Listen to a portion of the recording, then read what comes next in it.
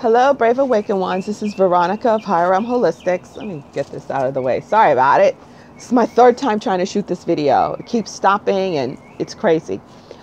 I want to address a really touchy subject. I'm a certified holistic integrative health nurse, medical empathic intuitive, spiritual counselor, guide, author of the children's book, How the Caterpillar Flew.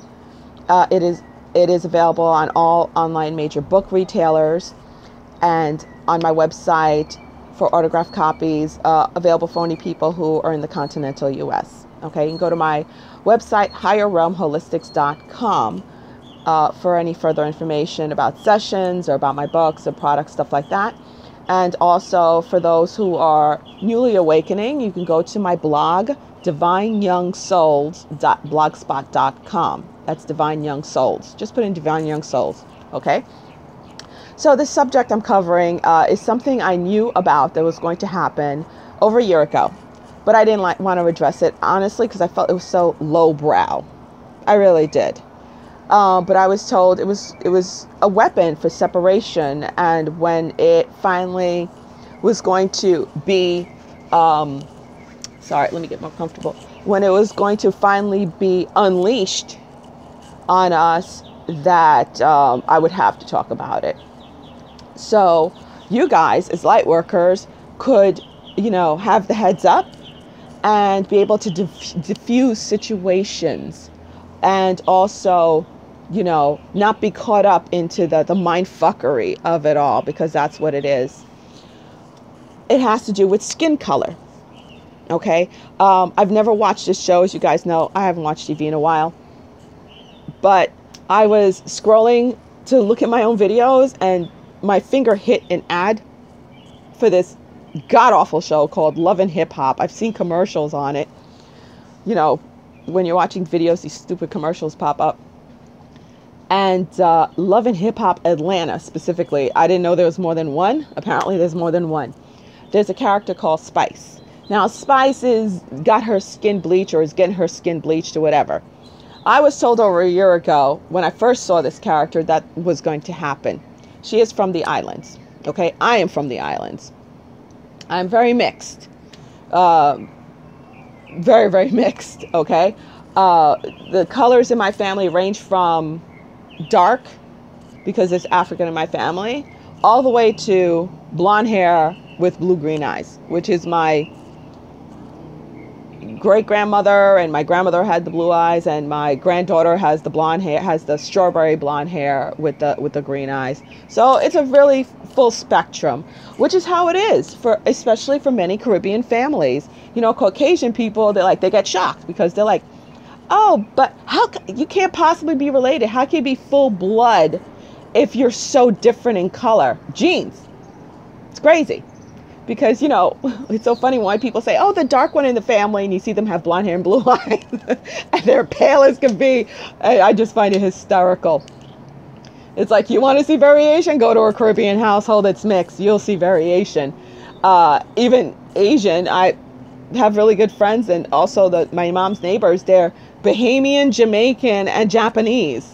And one of their sons has freckles. Oh, he's so adorable. I call him Green Red. I mean Big Red, because he had a crush on me when he was growing up. Now he's a big boy. He's like 12 years old. He has like this big curly red fire engine red hair with these crazy freckles, and like he's a few shades lighter than me with the Japanese eyes. So it's hysterical. And his brother is like my complexion, my type of hair. His eyes aren't as slanted. It's so interesting. Like my oldest sister, all her kids have the really Asian looking eyes in my family. So, and so does my sister. My sister has very slanty eyes. My oldest sister has very slanty eyes. So we're all mixed. Okay. Now, what is going to be weaponized when it comes to the whole skin bleaching, why it's being rolled out now, it has everything to do with, that character was planted a long time ago to do this. Okay, that's what I was shown. And she's not as dark as you think. That's what was shown to me. Also, the freaking afro, whatever, is bullshit. She's not as dark as you think. They made her even darker to make a more dramatic change in her. That is the whole underhandedness of it all. She's not as dark as you think. They made her really, really dark, darker than me with makeup. So she's not that dark. Okay. So she's supposed to get her skin bleached. There are many people out there who's gotten their skin bleached. The most famous one would be Nicki Minaj, who I met many, many years ago. Before she became anything on MTV, before her first video hit, it was like right before her first video hit. I met her because my BFF, her brother-in-law, is a very big famous, and I'm not going to say his name because y'all will be like, oh my God. Her brother-in-law is a very big famous reggae artist. And we got in VIP section at some show, some big concert down here in South Florida. And I got to meet Miss Nikki, whatever. I wouldn't even say what she was doing or how awkward the, the meeting was. I did get to poke her butt, though, because she told me I could. I squoze it to find out if it was real or not. She admitted it wasn't. She's like, oh, you could touch it. So I did. Okay. Yeah, she certainly got her skin bleached. Big time. When I met her, you could tell it was already done, and now it's even more, a lot more. They have a weird complexion, and there's no luster to their skin. It's like, you see, I have a glow. Never mind my sparkly skin, but I always, you have a glow to your skin. And they don't have that glow to their skin. There's no luster to their skin. They constantly have to put shit on it to moisturize it. Working in the hospital, especially in ER, we've had people come in with burns and stuff like that from overuse and blah, blah, of the skin bleaching stuff. It's really bad. So how it's going to be weaponized, how it's going to be used by the cabal, the deep state, to cause more strife, because they're really, since they don't have nuclear war, that was nixed a while ago from the alliance. They want a race war terribly. And I was shown about this race war brewing since I was a child. I first learned about it, gosh, I was a tween, I think. And we were driving down to Long Island to visit family, and we drove by Jones Beach in New York, in Long Island. And there's this big clock tower in Jones Beach. And I just saying it right now, oh my God, I feel like throwing up. That's how traumatic it was. I looked out the window and I saw some people dressed in white, like these white robes, tattered looking white robes, and other people dressed in black behind them, putting a noose around their neck and hanging them off the tower. It was black people being hung, and there was white people in black, all black, hanging them off the tower. And then next thing I knew, I saw bombs and gunfire going off, and I started freaking out in the back seat, and to this day, I've never been to Jones Beach. I cannot drive by Jones Beach. When I do, I try not to look. I'm like this. I shake because I keep seeing that same scene over and over and over again. Every time I drive by Jones Beach, I see a black person hung, wearing white, and a white person wearing black, hanging them. And it was like the start of the race war. So that is what they're trying to do, and how this skin bleaching from such a stupid show is going to start, they're going to try to start. It's because they want to cause a micro war and a macro war. So the micro war is the war within each race itself, turning white folks against white folks, turning black folks against black folks, turning Hispanics against Hispanics. They mainly want to make it a white and black thing because that's the most obvious thing. Okay? So that is what they want to do. It's a micro and a macro war. So in Caribbean families, especially, I'm going to speak from what I know, in Caribbean families, I don't know if it's that way in Africa also. You guys chime in and let me know. But in Caribbean families, the lighter you are, the better you get treated. That's the way it goes. And it has to do with slave times, because the lighter you are, the better you got it treated as a slave. You got to be in the house, serve in the house instead of outside the house. That means you're master's baby, bastard baby, And after slavery was abolished, we all know slavery is still going on right now in Africa. So I don't need a gazillion emails and thing saying, oh, you don't know, it's still going on. Yes, I do know it's still going on. But I'm talking about that type of slavery, the one that came to the U.S. and crap like that. You'll know what I'm talking about, so don't freaking try me. So after that slavery was abolished, thanks to Haiti, it was very separate. The African slaves and the Indian slaves, the original Indian slaves from the islands, they were treated very differently and very poorly compared to the mulatto, the mulat. Then you had your Creoles, that's me, who are in the middle, who like basically was treated bad by the black folks and treated bad by the lighter folks. And I grew up that way. I went to an all-girls school in New York City, and I didn't belong to the black group. There was a small black group of girls. I didn't belong to the white group. I didn't belong to the Hispanic group. And there was a few of us. There was like 6 of us who were mixed, and we hung out together because everyone thought we were freaks and didn't like us because we looked so different from everyone else. My nickname, get ready for this one because I found it hysterical. The first time I was called this by a girl named Lisa Johnson. I'll never forget. But Lisa and I became really good friends after that because I thought she was hysterical. Called me an artificial nigger. Pause. Yes, artificial nigger. That was my nickname in high school. Zebra, Oreo is a common one. But artificial nigger was my favorite. That really was my favorite. I found it so funny. I laughed so hard. She goes, why are you laughing? And I said, because it's funny. I just, really? Artificial nigger? You know? And then she's like, you crazy, but you cool. You're all right. So then I was all right. But they still tried to kick my ass 24/7.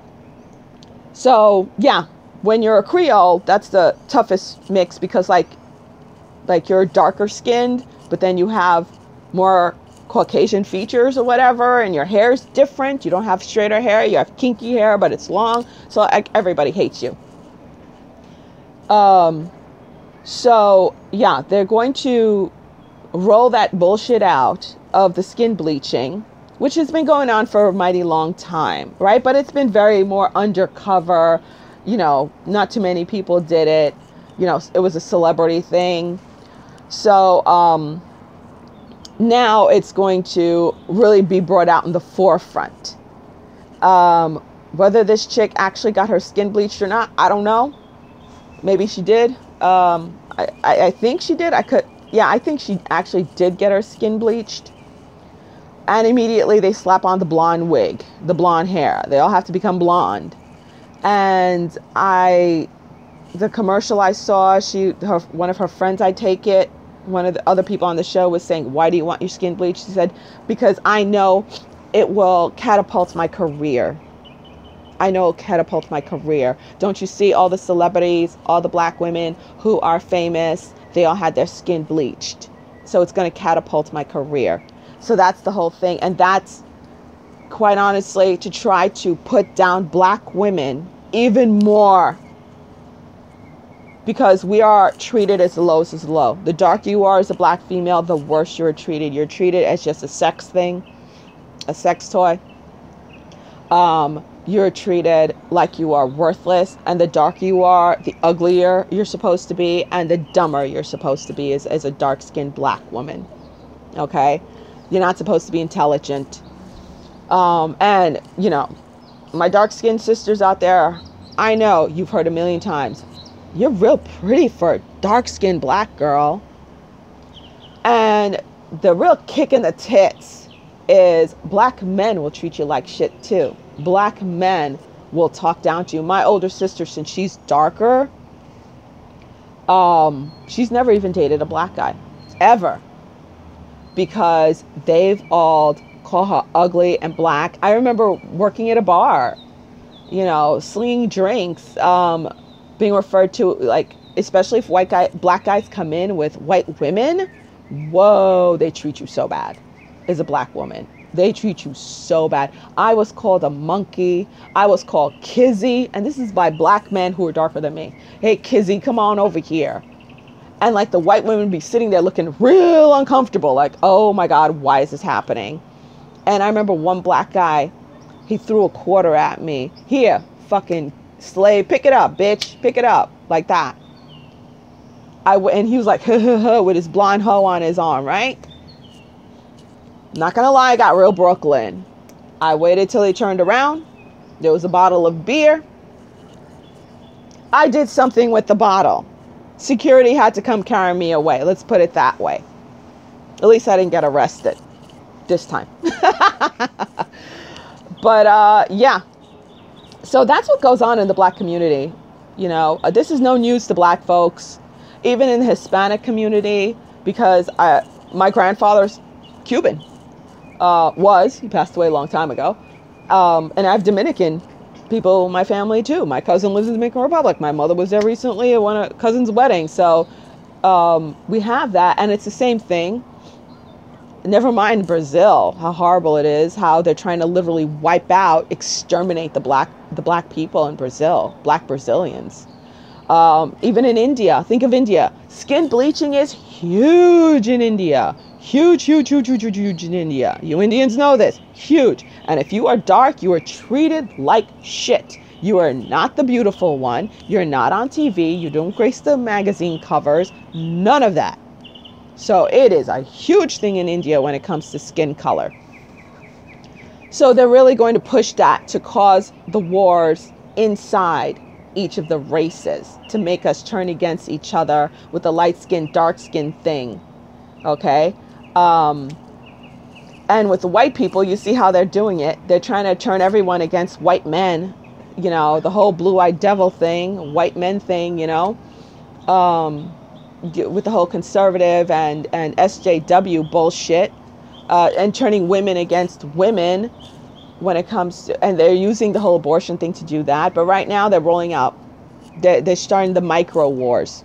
They want to start the micro wars within the race. Within the races when it comes to colors, within the cultures when it comes to color, skin color, because you can't hide your skin color. It's the most obvious thing, right? So they're going to go for the most obvious. Is it going to work?